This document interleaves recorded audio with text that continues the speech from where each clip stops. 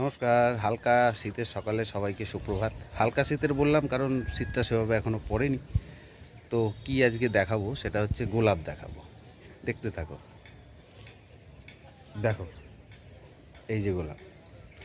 তো এটার পিছনে একটা ছোট ঘটনা আছে, সেটা বলি।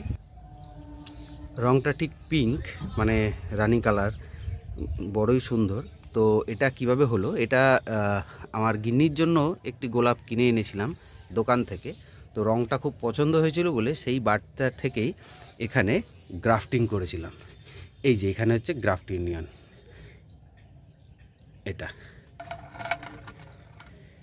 একটা ছোট্ট এইটুকু ছিল, এইটুকু অ্যাকচুয়ালি ডালটা, এটা গ্রাফটিং করেছিলাম। গ্রাফটিং করার পর এইবারে আগের বারে গ্রাফটিং করেছিলাম, এইবারে এই গাছটা ঠিকঠাকভাবে বৃদ্ধি পেয়ে এই যে এইবারে ফুল এসছে।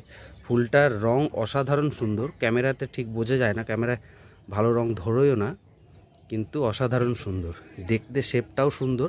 আমি জানি না এটার আইডি কি, কারণ গোলাপের আইডি এক এক জায়গায় এক এক রকম হয়। যেখানে যে গোলাপ তৈরি হয়, যারা তৈরি করেন ওনারা নিজের নাম অনুযায়ী, পছন্দের নাম অনুযায়ী ওনারা আইডি দেন। তো এটা আমি নাম আইডিটা জানি না, তবে এর রং বড়ই অদ্ভুত, বড়ই সুন্দর।